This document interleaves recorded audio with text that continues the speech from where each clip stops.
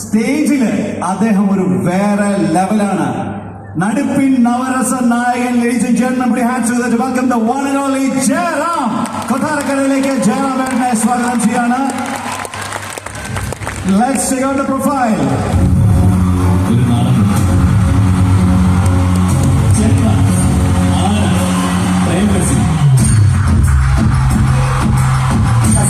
ശേഷം അത്രയും ഹാൻഡ്സ് വന്നിരുന്നില്ല.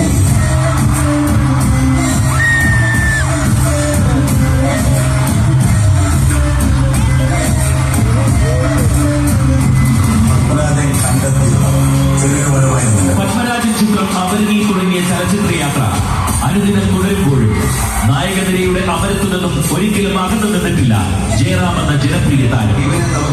കൊച്ചിൻ കലാഭവനിൽ ചേർന്നത് നല്ല ബെസ്റ്റ് ഇങ്ങനെ അഭിനയിച്ചാലേ ഭാവിയിലെ ജയറാമല്ല.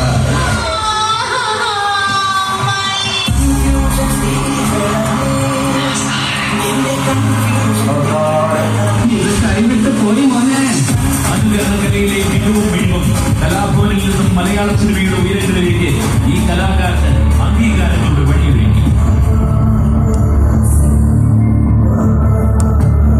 വെള്ളിത്തിരയിലെ ചമയങ്ങളിലെ കഥാപാത്രങ്ങൾക്കുമപ്പുറം നമുക്ക് മുന്നിൽ അഭിനയങ്ങളില്ലാത്ത സാമൂഹ്യ പ്രതിബദ്ധതയുടെ പ്രതിരൂപം കൂടിയാണ് ജയറാം. മാറ്റവും ഒരുപാട് വേദനിക്കുന്നുണ്ട്. ഓരോ ജാലും മുന്നിലേക്ക് നൽകുക അടച്ചിരുത്തമായിരുന്നു. അമ്മയില്ലാത്ത കുട്ടികളും ആർക്കും അവർ തന്നെ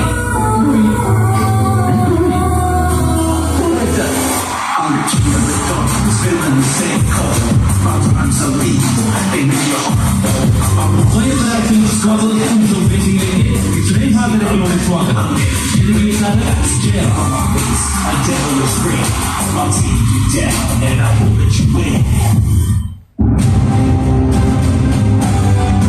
കൊട്ടാരക്കരയുടെ മണ്ണിലേക്ക് നമ്മുടെ പ്രിയ നവരസ നായകൻ ശ്രീ ജയറാമേട്ടനെ സ്വാഗതം ചെയ്യുന്നു. ഒരു ഗംഭീര കൈയടി for the one and only, the ultimate entertainer, Shri Jayaram.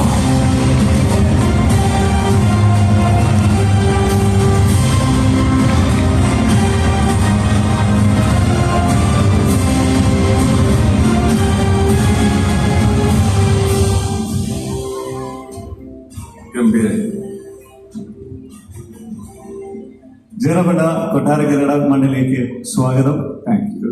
ഒരുപക്ഷെ എത്രയോ വർഷങ്ങളായിട്ട് ഇവിടെയൊക്കെ തന്നെ പല പെർഫോമൻസസ് ചെയ്തിട്ടുണ്ടാവും. വീണ്ടും കൊട്ടാരക്കരയിൽ നമസ്കാരം. ഞാൻ ഈ കൊട്ടാരക്കരയുടെ മണ്ണിൽ എന്ത് പറഞ്ഞു തുടങ്ങണമെന്ന് എനിക്കറിയില്ല. എങ്കിലും മനസ്സിൽ ആദ്യം വരുന്ന രണ്ട് സന്തോഷകരമായിട്ടുള്ള കാര്യങ്ങൾ പറയാം.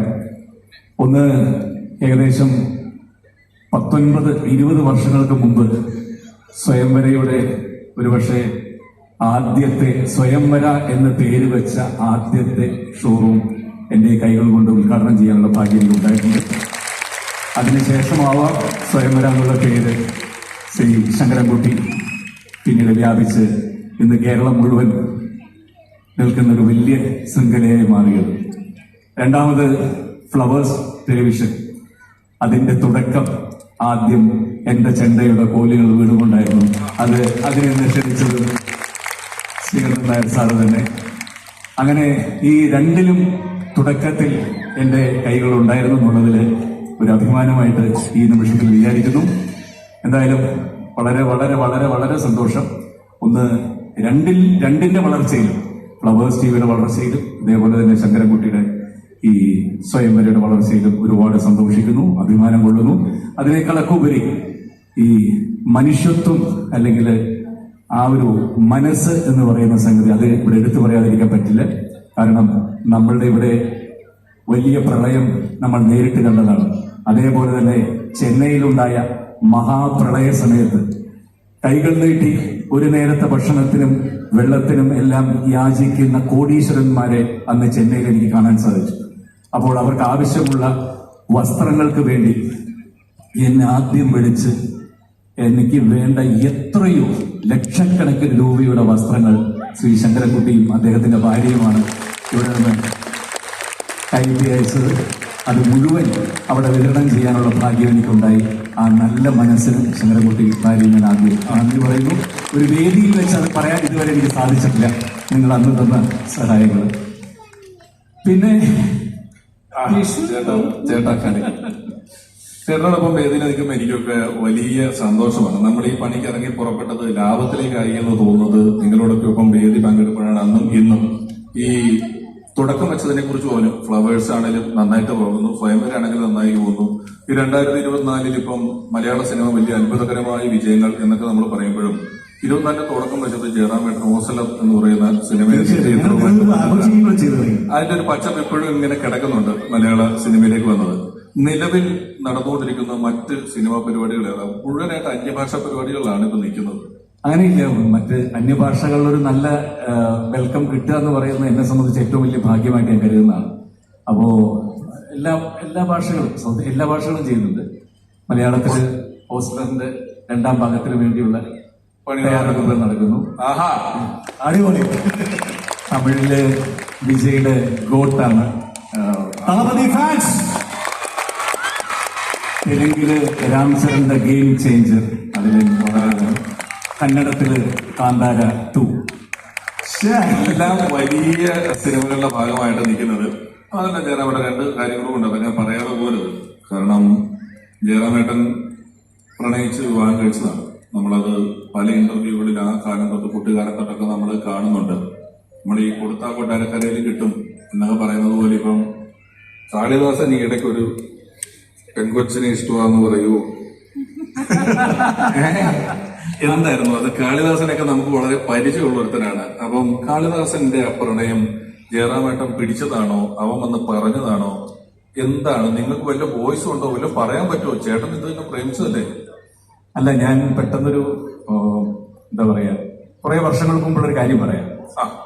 ഞാൻ പ്രണയിച്ചു ചേർന്ന കാലം എന്ന് പറഞ്ഞാൽ വളരെ ബുദ്ധിമുട്ടായിട്ടുള്ള കാലം തന്നെയായിരുന്നു. ഇന്നത്തെ പോലെ അത്രയ്ക്ക് പെട്ടെന്ന് ഒരു സൗകര്യങ്ങളില്ലല്ലോ, ടെലിഫോണോ കാര്യങ്ങളോ മൊബൈലോ ഒന്നും ഇല്ല. ടെലിഫോണുണ്ട്, മൊബൈലുള്ള സമയമല്ല. അപ്പോൾ കാര്യങ്ങൾ അങ്ങോട്ടും ഇങ്ങോട്ടും ഷെയർ ചെയ്യാനുള്ള സമയം കിട്ടാറില്ല. ഞങ്ങൾ ഒരുമിച്ച് ഒരുപാട് സിനിമകൾ ചെയ്യുന്നുണ്ടെങ്കിലും അമ്മ ഭയങ്കര സ്ട്രിക്റ്റ് ആയിരുന്നു. അമ്മ ഒരു ടീച്ചറാണ്, അശ്വതിയുടെ അമ്മ. അതും പ്രത്യേകിച്ച് മാത്സ് ടീച്ചറാണ്. അപ്പൊ ഒന്നുകൂടി സ്ട്രിക്റ്റ് ആയിരിക്കും. അപ്പൊ ഞങ്ങൾ തമ്മിൽ ഈ സീൻ കഴിഞ്ഞാൽ ഒരു നിമിഷം പോലും സംസാരിക്കാൻ ഒന്നും സമ്മതിക്കില്ല. അമ്മ മാറ്റി ഒരു സ്ഥലത്ത് കൊണ്ടിരുത്തും. അങ്ങനെ ഇതിങ്ങനെ പോയി കുറച്ചായപ്പോ അശ്വതി എന്റെ അടുത്ത് പറഞ്ഞു, അച്ഛനുമായിട്ടൊന്ന് സംസാരിക്കുക, അപ്പൊ കുഴപ്പമുണ്ടാവില്ല. അങ്ങനെ ഞാനത് ഏറ്റു. പക്ഷെ അത് ഇങ്ങനെ ഒരു ഇതായിരിക്കും ഞാൻ വിചാരിച്ചില്ല. അതിനുവേണ്ടി ഒരു സ്ഥലം അറേഞ്ച് ചെയ്തു. ഭക്ഷണം കഴിക്കാൻ ഹോട്ടലിലേക്ക് ഞാൻ വിളിച്ച് അവിടെ കൊണ്ടുപോയി ഞാൻ ഇരുന്ന് അച്ഛനെ കൊണ്ടാ. അങ്ങനെ അവിടെ ചെന്നിരുന്നപ്പോഴാണ് മീശ ഇവിടം വരെ ഉണ്ട്. ആ മീശ പിരിച്ചിട്ട് എന്റെ മുഖത്തേക്ക് തന്നെ ഇങ്ങോട്ട് നോക്കി. എന്താണ് എന്നെ വിളിച്ചു വരുത്തിയത്? അപ്പൊ അറിയാം ഇതൊന്നും കുഴപ്പം. എനിക്കൊന്നും വരുന്നില്ല സംസാരിക്കാൻ. പറ, എന്താണ് എന്നെ വിളിച്ചു വരുത്തിയത്? വല്ല പറയാനുള്ളതൊന്നുമില്ല. ഇല്ല, ആക്കി പോ. പറയാണ്ടോ? ഒന്നും പറഞ്ഞില്ല. അശ്വതി ചോദിച്ചു, അയ്യയ്യേ ഇത് പോയിട്ട് ഇങ്ങനെ ആക്കിപ്പോയല്ലോ. അങ്ങനെ ആ കാലഘട്ടം കഴിഞ്ഞു, കല്യാണം കഴിഞ്ഞു, ഇതെല്ലാം കഴിഞ്ഞു. കാളിദാസൻ ഒരു വർഷം മുമ്പ് ഇതേപോലെ ഒരു സന്ധ്യയ്ക്ക് എന്റെ അടുത്ത് വന്ന് പറഞ്ഞു. അപ്പൊ ഇത് പറയാൻ പോകുന്ന കാര്യം എന്താണെന്നുള്ളത് എനിക്ക് നേരത്തെ മനസ്സിലായി. മറ്റേ അച്ഛനെ പോലെ തന്നെ എന്തോ ചിറ്റിക്കളി ഉണ്ടെന്നുള്ളത് എനിക്ക് മനസ്സിലായി. എന്നിട്ട് അപ്പ എന്നെ വിളിക്കുക, അപ്പ എനിക്കൊരു കാര്യം പറയാനുണ്ടെന്ന് പറഞ്ഞു. അപ്പൊ ഞാൻ പഴയ പാർവതിയുടെ അച്ഛനിലേക്ക് പോയി. എന്താണെന്ന് എനിക്ക് പറയാനുള്ളത്? ഞാൻ വൈകുന്നേരം ഒരു പെണ്ണിനെ വിളിച്ചുകൊണ്ട് വരുന്നുണ്ട്. ഓക്കെ പറഞ്ഞു. 10 വർഷം കഴിയുമ്പോൾ ആള് വന്നു. ഇതാണ് അച്ഛന്റെ മരുമോളെല്ലാം മോളെന്ന് പറഞ്ഞു. ശരി എന്ന് പറഞ്ഞു പോയി. എല്ലാം 5 മിനിറ്റ് കൊണ്ട് അവസാനിച്ചു. ഇതാണ് പുതിയ കാലഘട്ടം. വളരെ ഈസി ആയിരുന്നു. വളരെ ഈസി. ചക്കിയുടെ വിവാഹമാണ് വരാൻ പോകുന്നു. മോളുടെ കല്യാണം ആദ്യം, മോന്റെ കല്യാണം അത് കഴിഞ്ഞ് 2024 ഗംഭീരമായി. പിന്നെ ജയറാമേട്ടൻ വരുമ്പോ സ്വാഭാവികമായിട്ടും ഞാൻ കണ്ടിട്ടുണ്ട് ചോറ്റാനിക്കര ജയറാമേട്ടൻ കൊടുത്ത് മേളത്തിൽ 3 മണിക്കൂറോ മറ്റോ നിന്ന് കൊട്ടി. 3 മണിക്കൂർ കൊട്ടി ടങ് എന്ന് പറഞ്ഞ് നിർത്തി കൊടുത്ത് നസീറിനെ ഒന്ന് കാണിക്കുവോ ഒരു ചോദ്യം. ആ ചോദ്യത്തിൽ നിന്ന് ഒഴിവായിട്ടില്ല ജയറാമേട്ടൻ ഇപ്പോഴും. അതിന്റെ ഒരു കാരണം ജയറാമേട്ടൻ അത് ചെയ്യുന്നുണ്ടായിരുന്നു എന്നുള്ളതാണ്. കാരണം ചില ആളുകൾ സിനിമയിൽ കുറച്ചു നാളാകുമ്പോൾ അല്ലെങ്കിൽ മറ്റു തിരക്കുകളൊക്കെ വരുമ്പോൾ ഇതിന്റെ ടച്ച് വിട്ടു എന്നൊരൊറ്റ വാക്കുമേൽ ഒരുപാട് ജോലികളിൽ നിന്ന് ഒഴിവാകും. പക്ഷെ ജയറാമേട്ടന് വലിയ താല്പര്യമാണ് ആരെങ്കിലും ചോദിക്കാനും പറയാനും അത് ചെയ്യാനും എല്ലാം ഉള്ള വലിയ താല്പര്യമാണ്. ഒരു പക്ഷേ പൊന്നിയിൻ സെൽവൻ എന്ന് പറഞ്ഞ പടത്തിന് ഇവരെല്ലാം നടന്ന് ചെയ്ത പ്രൊമോഷനേക്കാൾ എത്രയോ കൂടുതലാണ് ചേട്ടൻ ഒരു 10 മിനിറ്റ് സ്റ്റേജിൽ നിന്ന് സംസാരം കണ്ടതല്ലേ നിങ്ങൾ എല്ലാവരും? അതിന്റെ കയ്യടി ഇപ്പോഴും തീർന്നില്ല ജയറാമേട്ടൻ. അതാ വരുന്നു ആ പ്രകടനത്തിന്റെ കയ്യടി എന്ന് പറയുന്നത്. അപ്പൊ അത്രയും വേദികളോട് അടുത്ത് നിൽക്കുന്ന ഒരാളെന്നുള്ള നിലയിൽ ഇത്തവണയും നമുക്ക് ജയറാമേട്ടൻ വന്നങ്ങനെ വെറുതെ പക്ഷെ ഈ വേദിയിൽ ഒന്നും കാണിക്കാതിരിക്കും നല്ലത്. പിഷാരിനെ കാണിച്ചത് തന്നെ ഞാൻ അനുകരിച്ചിട്ടേ ഇല്ല. അതേപോലെ തന്നെ നമ്മുടെ മഹേഷ് ഒക്കെ നിൽക്കുന്ന സ്റ്റേജാണ്. അപ്പൊ നമ്മളൊന്നും കാണിക്കാനേ പാടില്ല. അങ്ങനെയല്ല, ഇതൊരു സന്തോഷത്തിന്റെ ഭാഗമാണ്. ജയറാമേട്ടൻ പരിപാടി കാണിക്കുന്നത് ഞാനോ മഹേഷോ കാണിക്കുന്ന പോലെ അല്ലല്ലോ. പക്ഷെ വേറൊരു കാര്യം കൂടെ, വേറെ വിശുദ്ധ കണ്ടിട്ടുണ്ടോന്ന് അറിയില്ല, ചിലർ കണ്ടിട്ടുണ്ടാവും. കുറച്ച് ദിവസങ്ങൾക്ക് മുമ്പ്, ഇത് എക്സാക്ട്ലി ഒരു 3 ദിവസം മുമ്പാണെന്ന് തോന്നുന്നു, ഒരു വീഡിയോ ഞാൻ കണ്ടു. അതായത് ജയറാമേട്ടനാണല്ലോ നമുക്ക് കമൽ സാറിന്റെ കൂടെ ശരിക്കും വർക്ക് ചെയ്തിട്ടുള്ളതാണ്. കമൽഹാസൻ സാറിന്റെ കൺമണി ആ ഡയലോഗില്ലേ, ആ ഡയലോഗ് കമൽ സാറിന്റെ വോയിസിലെടുത്തു, ഈയിടയ്ക്ക് രജനി സാറിന്റെ വോയിസിലെടുത്തു. അത് ലേറ്റസ്റ്റ് ആണ്, രജനി സാറിന്റെ വോയിസിലെടുത്തു. അപ്പൊ കേരളത്തിലോട്ട് ഒന്നുകൊണ്ട് അത് നമ്മുടെ ആദർശ്യമായിട്ട് കൺമണി സ്കൂൾ കാതലൊക്കെ വീണ്ടും നല്ല റീൽസിലൊക്കെ നല്ല ട്രെൻഡിൽ നിൽക്കുന്ന സമയം ഞാനെന്റെ വോയിസിലെടുക്കാൻ പറ്റുന്നത്. പണ്ട് ഞാൻ തന്നെ കാണിച്ചു. നിങ്ങളൊന്ന് കൈയടിച്ച് അത് കമൽ സാറ് രജനി സാറ് മൂന്നാമത് എന്തെങ്കിലും ഒരു സംഭവം. ഇവരിത് എന്താണെന്ന് അറിയാൻ വേണ്ടി നോക്കി നിൽക്കുക. എന്റെ എന്തോ കാര്യം നമുക്കല്ലേ ഇത് കാണേണ്ടത്. ഒന്നും ചെയ്യും ഇല്ല. പണ്ട് ഇത് ഞാൻ കമലഹാസന്റെ മുമ്പിൽ തന്നെ കാണിച്ചിട്ടുണ്ട്. പണ്ട് ഞാനത് വേദികളിൽ പണ്ട് കാണിച്ചിട്ടുള്ളതാണ്. ഗുണ എന്നുള്ള സിനിമയിലെ കമലഹാസൻ കൺമണി എന്നോട് കാതലൻ, അത് അദ്ദേഹം പറഞ്ഞ ശേഷം അത് ആദ്യം അദ്ദേഹം പറയുന്ന പോലെ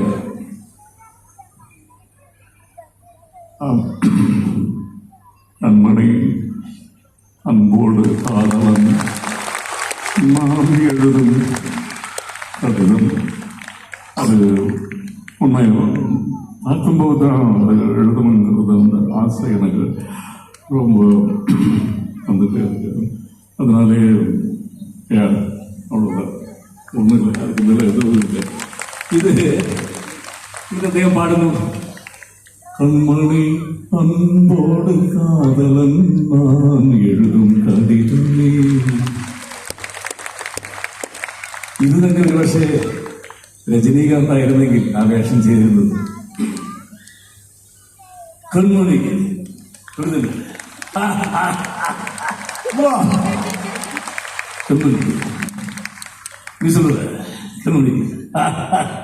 കൺമണിയും കൊടുക്കാതെ കണ്ണപ്പിന്ന് എഴുതുപ്പോ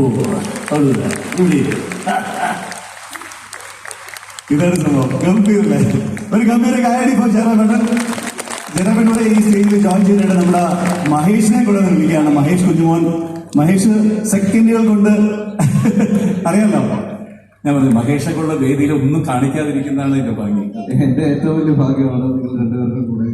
സത്യം മലയാളികളുടെ ഒരു പ്രാർത്ഥന തന്നെയാണ് മഹേഷ് ഇങ്ങനെ ഈ വേദിയിൽ വന്ന് നിൽക്കുന്നത്. ഒരുപാട് പേര്, കോടിക്കണക്കിന് ആളുകളുടെ പ്രാർത്ഥനയാണ്. കാരണം നമ്മൾ കണ്ടതാണ്, ആക്സിഡന്റ് കണ്ട ശേഷം മഹേഷിന്റെ ഒരു മുഖത്തിന്റെ ഒരു രൂപം എവിടെയോ ഞാൻ എന്നിട്ട് ഞാൻ മഹേഷിനെ പലപ്പോഴും മഹേഷിന്റെ വീട്ടിലേക്ക് വിളിക്കായിരുന്നു ചികിത്സ നടക്കുന്ന സമയത്തൊക്കെ. അപ്പൊക്കെ മഹേഷ് ചോദിക്കായിരുന്നു, ചേട്ടാ എനിക്ക് തിരിച്ചു വരാൻ പറ്റില്ല. ഞാൻ പറഞ്ഞു, ദൈവമെന്ന് ഒരാളുടെ മുകളിലുണ്ടെങ്കിൽ കോടിക്കണക്കിന് മലയാളികളുടെ പ്രാർത്ഥനയുള്ളപ്പോൾ തീർച്ചയായിട്ടും മഹേഷ് വേദിയിൽ വരും. അതിനേക്കാൾ നന്നായിട്ട് കാണിക്കാൻ ദൈവം സഹായിക്കുന്നു. ഏറ്റവും വലിയ അനുഗ്രഹം തന്നെയാണ്. എന്റെ വലിയൊരു ആഗ്രഹം പറഞ്ഞോട്ടെ, ഇപ്പോഴാണ് അത് പറയാൻ കഴിയുക. കാരണം ഒരു 9 മാസത്തെ ഒരു ഗ്യാപ്പിന് ശേഷമാണ് ഞാൻ വേദിയിൽ വരുന്നത്. അപ്പോ നിങ്ങളുടെ മുന്നിൽ ഇന്ന് ഫസ്റ്റ് വരുന്നത്, ഫസ്റ്റ് അല്ല ഓക്കെ, സജീവമായിട്ട് വരുന്നത്. അപ്പോ നിങ്ങളുടെ മുന്നിൽ ഒരുമിച്ച് ആദ്യമായിട്ടാണ് ഷെയർ ചെയ്യുന്നത്. അപ്പൊ എന്റെ കൂടെ കുറച്ച് ഇത് ചെയ്യാൻ പറ്റും. അല്ല, ഞങ്ങളത് കേൾക്കാം, കൂടെ ചെയ്യാൻ.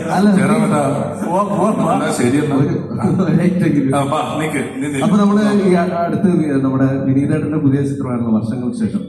അപ്പൊ വിനീതേട്ടൻ ഒരു പുതിയൊരു സിനിമ ചെയ്യാൻ പോകുന്നു. അപ്പൊ അതിന് കോൾ ഷീറ്റായിട്ട് നസീർക്കയോട് നസീർ സാറിനോട് ചോദിക്കാൻ പറയുക, കോൾ ഷീറ്റ് ഉണ്ടോ? ഞാൻ പ്രേം നസീർ സാറും വിനീത് ശ്രീനിവാസനുമായിട്ടുള്ള.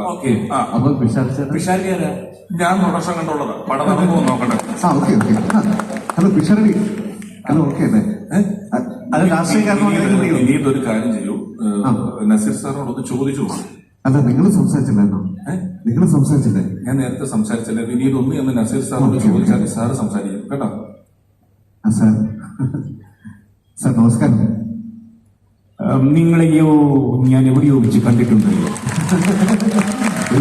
സാർ ഞാൻ സാറിനോട് കുറേ നാളായിട്ട് നീ ശ്രീനിവാസന്റെ മകനല്ലേ? നീ കുഞ്ഞിനാളിൽ നിക്കറിട്ടുകൊണ്ട് മുട്ടുകുത്തി നടക്കുന്ന കാലത്ത് ഞാൻ നിന്നെ കണ്ടിട്ടുണ്ട്. നീ വന്നത് സാർ ഇത് ഏറ്റവും അടുത്ത ചിത്രമായിരുന്നു വർഷങ്ങൾക്ക് ശേഷം. അതിന്റെ രണ്ടാം ഭാഗമായിട്ടുള്ള മാസങ്ങൾക്ക് ശേഷം ഈ അടുത്ത ഷൂട്ട് ചെയ്യാൻ പോവാണ്. അപ്പൊ സാറിന്റെ ഡേറ്റ് വേണം, അതാണ്. അയ്യോ, ഞാൻ അഭിനയിക്കണമെങ്കിൽ എനിക്കൊരു 4 മരം ചുറ്റി പ്രേമം വേണം. പിന്നെ ഷീല എന്റെ നായികയായിരിക്കണം, അല്ലെങ്കിൽ ജയഭാരതി ഉണ്ടാവണം.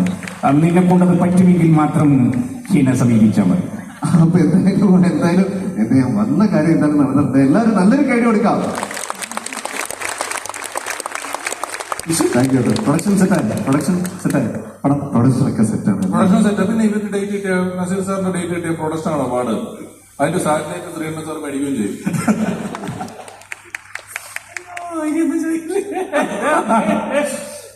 അപ്പൊ മനുഷ്യർ വേറെ എന്തെങ്കിലും ചോദിക്കാനുണ്ടോ ജയറാമേട്ട? എന്റെ ഞാൻ ഒരു മിമിക്രിക്കാരെന്നുള്ളതിൽ ഞാൻ ഏറ്റവും ഒരു സക്സസ് ആയി എന്ന് ഞാൻ കാണിച്ച് നന്നായി തോന്നിയ ഒരു നിമിഷം എന്ന് പറയുന്നത് ഇത് തന്നെ. ഞാൻ നസീർ സാറിന്റെ മുമ്പിൽ, പ്രൈം മിനിസ്റ്ററിന്റെ മുമ്പിൽ കാണിച്ചിട്ട് അദ്ദേഹം തന്ന സർട്ടിഫിക്കറ്റ് അതെനിക്ക് ഇപ്പോഴും മറക്കില്ല. എന്നെ ഒരുപാട് പേർ കാണിക്കുന്നത് ഞാൻ കണ്ടിട്ടുണ്ട്. എല്ലാം എന്നിലെ ന്യൂനതകളാണ് എടുത്ത് കാണിക്കുന്നത്. മമ്മി ഞാൻ അങ്ങനെയൊക്കെ കാണിക്കാറുണ്ടോ? ഞാൻ പറഞ്ഞില്ല സാർ, അങ്ങനെ കാണിക്കാറ്. എന്നെ വളരെ അതിഭാവുകത്വമില്ലാതെ മനോഹരമായി കാണിച്ചു കണ്ടിട്ടുള്ളത് ജയറാം കാണിക്കുമ്പോൾ മാത്രമാണ്. മദിരാശിയിലുള്ള എന്റെ വീട്ടിലേക്ക് വരണം. എന്റെ ഭാര്യയ്ക്കും മക്കൾക്കുമെല്ലാം താങ്കൾ ഇത് കാണിക്കുന്നത് കാണാൻ വലിയ ആഗ്രഹമാണ്. അപ്പോൾ കാണാം. സൂപ്പർ. ജയറാമേട്ട ഒരു ചെറിയ സർപ്രൈസ് ജയറാമേട്ടന്. ജയറാമേട്ടൻ ഇപ്പം നേരത്തെ പറഞ്ഞില്ലേ, അതായത് DQവിന് മുമ്പ് പിഷുവും ഇതിനകത്ത് സ്വയംവരമായിട്ട് കണക്കിയിട്ടുണ്ട്. പക്ഷെ ജയറാമേട്ടനാണ് ആദ്യമായിട്ട് ഉദ്ഘാടനം ആയിട്ട് കണക്ട് ചെയ്ത് വന്നതെന്ന് ഒരു ചെറിയൊരു നൊസ്റ്റാലജി അവിടെ കിട്ടുന്നു. അയ്യോ, കാണണം. ഒരു പടമെങ്കിലും. ഇതാണ് സ്വയംവരയുടെ ആ ഒരു ഇനോഗ്രേഷന്റെ ഒരു പിക്ചറാണിത്. 2004 or 2005 അല്ലേ? 2005. താങ്ക് യു ജയറാമേട്ട. Thank you Vishu. വീണ്ടും വിളിക്കുന്നതായിരിക്കും. വീണ്ടും വിളിക്കുന്നതായിരിക്കും. Thank you. ഒരു ഗംഭീര കൈയടി. ഇതൊന്നും പ്ലാൻ ചെയ്തില്ല, പെട്ടെന്നൊന്നും ഭയങ്കര ഇംപ്രോംപ്റ്റ് ആയിട്ടാണ്. അറിയാലോ, സ്റ്റേജിലെ കിങ് സ്റ്റാർസ് ആണ്. താങ്ക് യു സോ മച്ച് ജയറാമേട്ട. Thank you so much Vishu. ഒരു ഗംഭീര കൈയടി for Ramesh Pisharody and Jayaram sir.